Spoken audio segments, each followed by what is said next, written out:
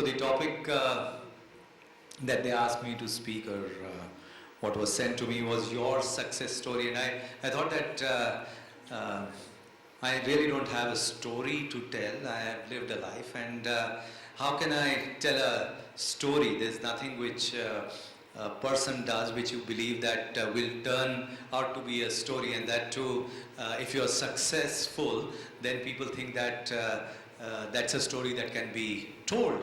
But what happens in normal lives, it's not always something which we believe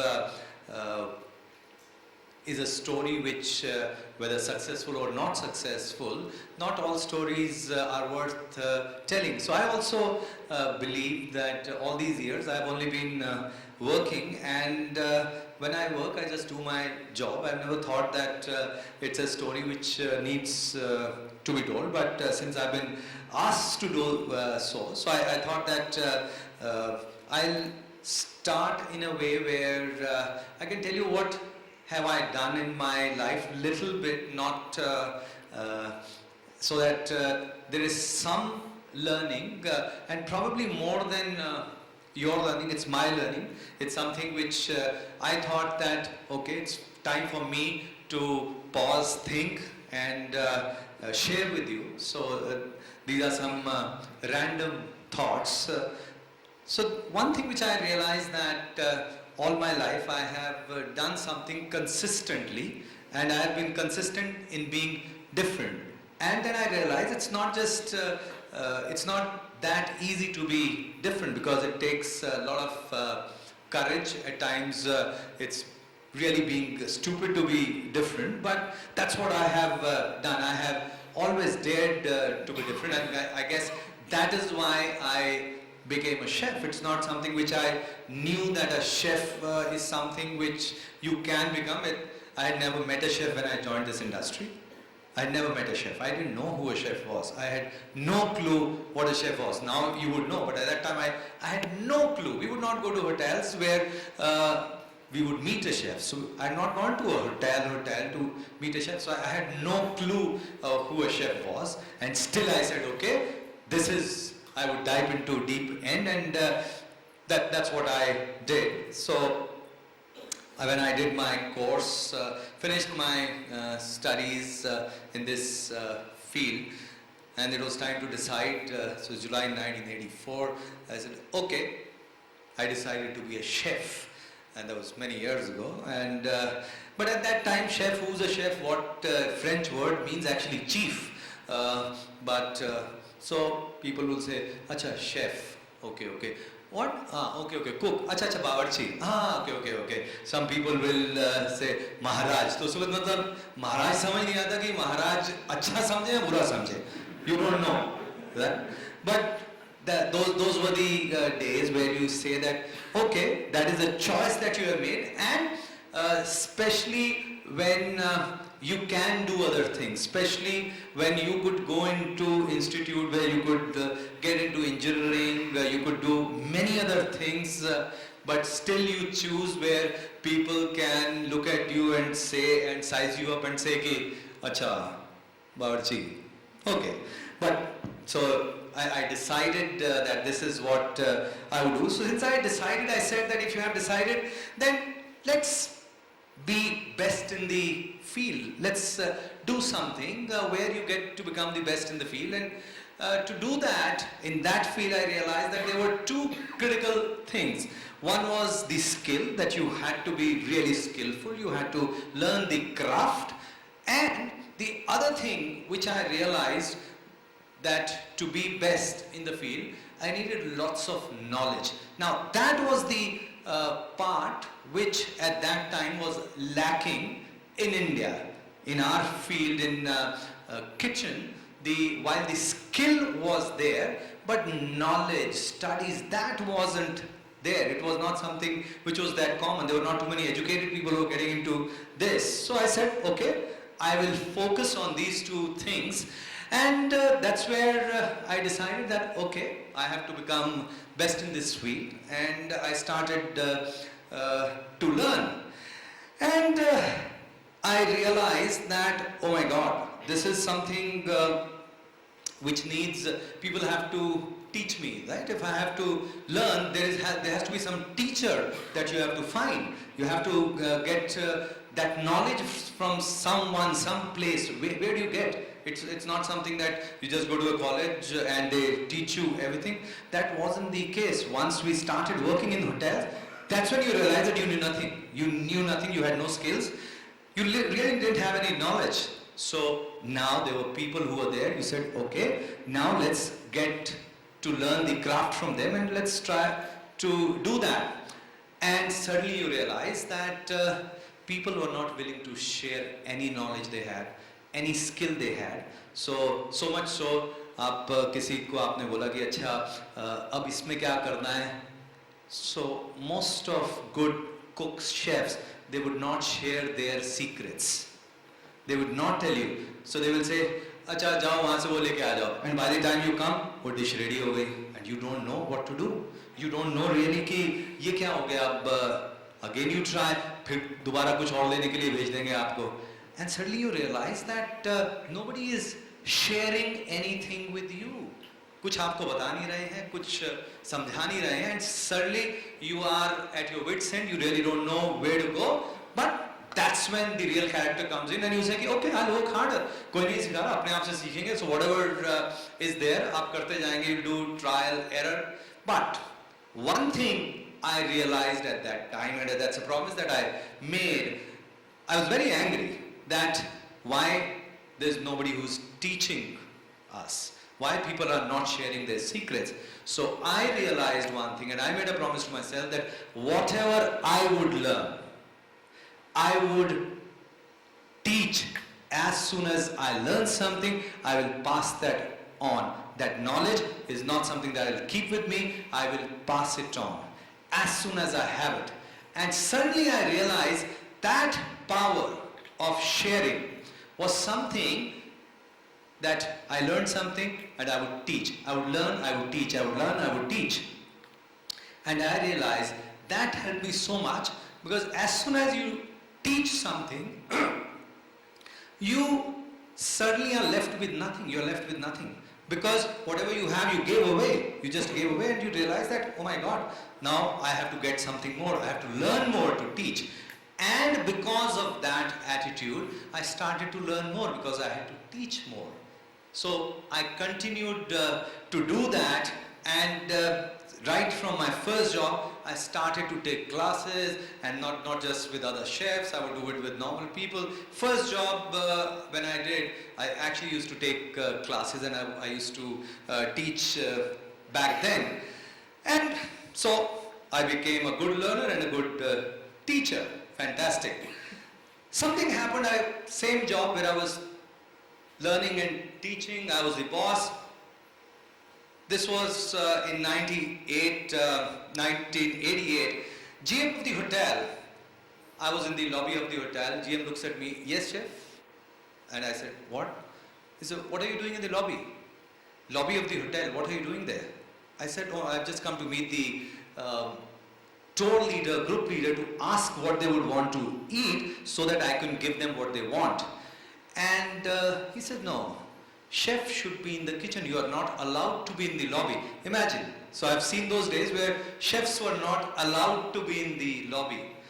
Again, I was angry. I said, I have to change this. That this is something which is not acceptable.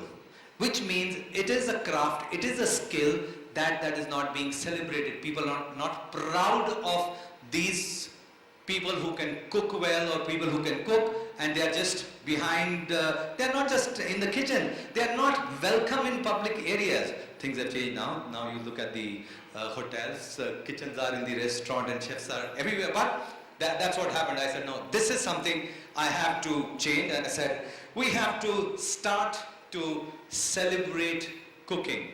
We need to make sure that this craft is celebrated. I have to share this information, I have to share this knowledge, and make sure that nobody says that, chef, what are you doing in the lobby? Why are you here?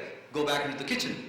And so I started to work with different things, started to get more knowledge, get to learn more, share more. And while I did that, I started to become different and people started to take notice, and I was climbing really on the charts of this trade, and suddenly when I was 28, I was the best executive chef of this country. TV wasn't there, so people didn't know. I was still the best, I was awarded the best chef, but TV wasn't there. And suddenly the TV also happened. There are many other things. I launched my website, my books, and I realized that this is something where if I'm celebrating the power of cooking, as a chef, I could see that I am creating that difference and chefs are being respected. The power of cooking in professional world was something which was getting noticed. However, I realized that that's a very low impact area. That is something which is not that big. That impact was not so big. So I had to change the area of impact. And through TV, I had already reached homes, and I realized the place I was reaching was again kitchen. While I was disturbed with the fact, the general manager saying that your place is in the kitchen, go in. And when I started to change things, I felt liberated. I felt that that has changed for India.